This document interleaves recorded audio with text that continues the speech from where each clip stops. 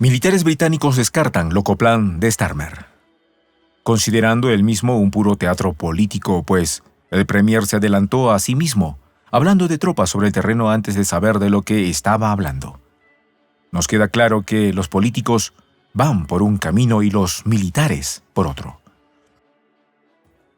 Pero de ser una realidad el sueño de Starmer de que las tropas lleguen a suelo ucraniano, ¿cuál sería su misión? ¿Cuál sería su legitimidad? ¿Cuáles serían las reglas de combate? ¿Cómo se comanda, abastece y aloja? ¿Cuánto tiempo estará allí y por qué?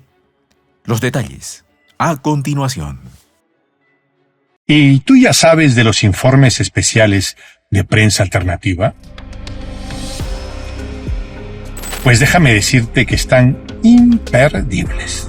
Este sábado 29 de marzo hablaremos de Occidente y Ucrania, la mentira que encendió la guerra. Informe especial llega a ustedes gracias a la membresía de Prensa Alternativa. Más información al final. Militares británicos se rebelan contra el primer ministro, y del cual dicen que se adelantó a sí mismo hablando de tropas sobre el terreno antes de saber de lo que estaba hablando. Duras palabras que evidencian el divorcio entre los políticos y militares británicos respecto a la situación actual del conflicto ucraniano. Los militares británicos consideran un puro teatro político los planes del primer ministro Keir Starmer de enviar tropas europeas a Ucrania para hacer cumplir un acuerdo de paz una vez resuelto el conflicto. Según se publica en la prensa británica, aduciendo a fuentes bien informadas dentro de los mandos militares. Un interlocutor de alto rango del ejército del Reino Unido ha declarado a medios de prensa que no hay un estado final militar definido ni supuestos de planificación militar estratégica. Todo es teatro político, dejando claro la posición de los militares británicos que no respaldan los pronunciamientos de su primer ministro al respecto. El propio militar de alto rango, de forma anónima, ha dicho que Starmer se adelantó a sí mismo, hablando de tropas sobre el terreno antes de saber de lo que estaba hablando. Por eso, ahora oímos menos sobre ello y más sobre aviones y buques que son más fáciles de hacer y no necesitan basarse en Ucrania.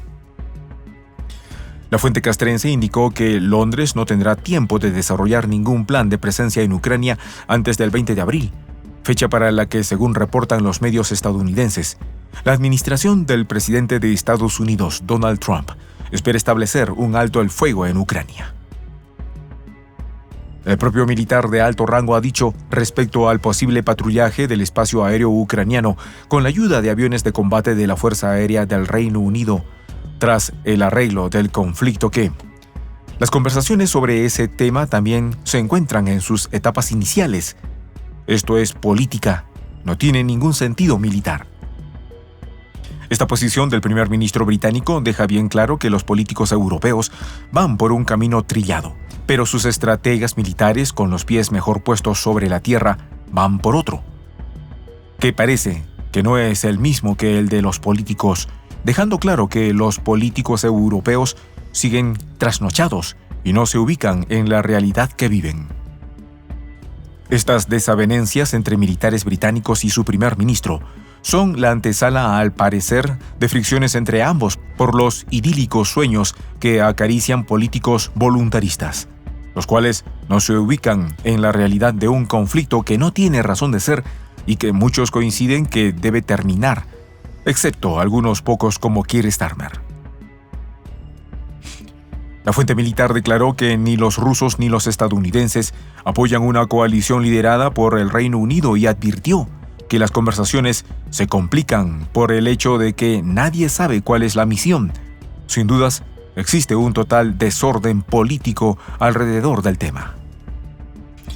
Las fuentes militares, ante la declaración de su primer ministro, se preguntan: ¿qué se supone que debe hacer una fuerza internacional de 10.000 hombres estacionada en el oeste del país, a más de 400 kilómetros de la línea del frente? Una fuerza que ni siquiera puede protegerse a sí misma, dada las carencias materiales que golpean al ejército británico. Pero va más allá. y se preguntan sobre esa fuerza militar, ¿cuál sería su misión? ¿Cuál sería su legitimidad? ¿Cuáles serían las reglas de combate? ¿Cómo se comanda, abastece y aloja? ¿Cuánto tiempo estará allí y por qué? La misma fuente se responde a sí misma y dice que nadie lo sabe.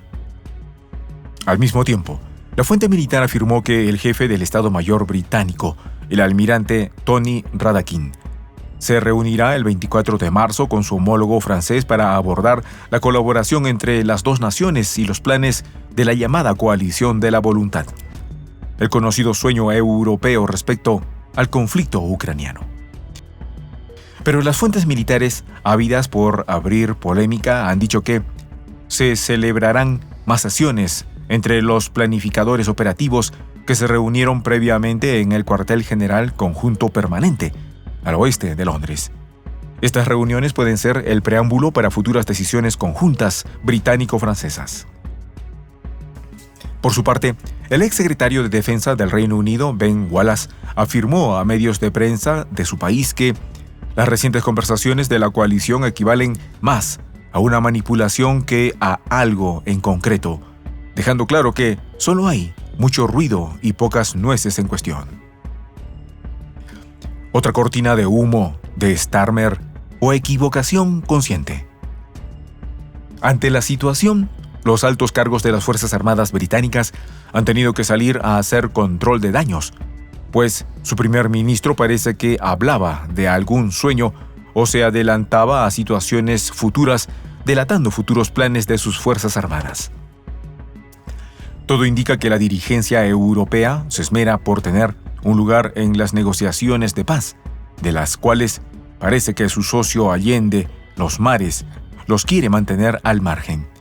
Por lo que ante esa situación surgen ideas desesperadas como las del primer ministro británico, que nadie sabe realmente en qué pensaba cuando las hizo públicas. Por su parte, el ministro de Asuntos Exteriores ruso, Sergei Lavrov, había afirmado que la presencia de tropas de la OTAN bajo cualquier modalidad y en cualquier tipo de misión en territorio ucraniano representa una amenaza para Rusia, subrayando que Moscú no la aceptará en ninguna circunstancia. Lavrov agregó a sus palabras anteriores lo siguiente: porque no importa con qué banderas se cubran esta operación, con las de la Unión Europea o las banderas nacionales de los países que envían los contingentes, de todos modos, serán las tropas de la OTAN, lo que es inadmisible para Rusia bajo cualquier circunstancia.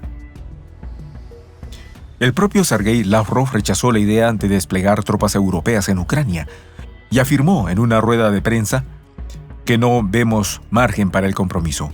La discusión se está llevando a cabo con un propósito abiertamente hostil.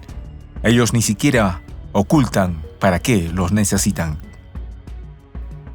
Lavrov señaló además que el presidente francés Emmanuel Macron, con el apoyo del primer ministro británico Keir Starmer, entablaron un plan que consiste en congelar durante al menos un mes los combates en el aire y el mar, así como cesar los ataques contra las instalaciones energéticas en Ucrania.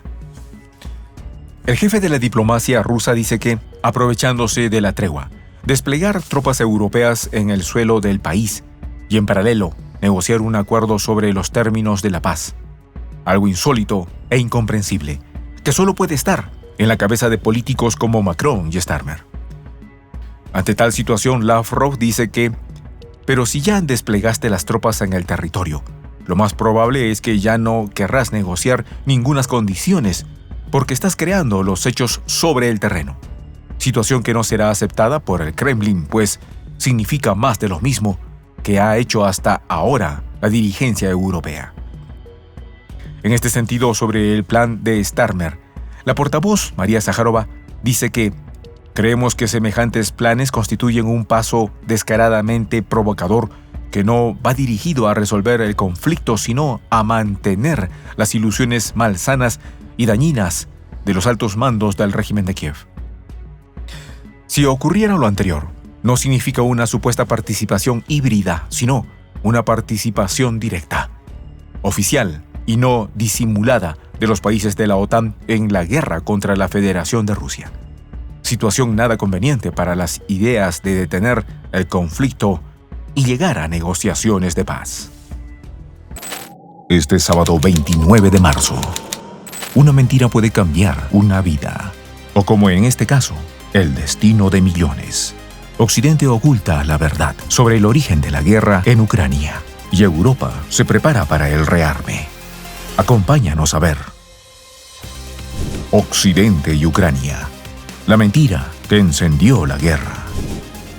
Llega gracias a la membresía de Prensa Alternativa. Para ayudarnos a continuar haciendo estos videos, puedes presionar el botón suscríbete y hacerte fundador de la Patria Grande. Soy el J, Juan José del Castillo, director del canal Prensa Alternativa. Si quieres ser parte de la comunidad de la Patria Grande, suscríbete a nuestro canal. Si es que quieres que te lleguen las notificaciones cada vez que subimos un video, activa la campanita. Si quieres apoyar a nuestro canal económicamente, puedes hacerlo a través de PayPal. El enlace está en la descripción del video. A nombre del equipo de Prensa Alternativa, me despido con esta expresión en el quechua milenario, Tupananchis Kama, cuya traducción es hasta volvernos a encontrar.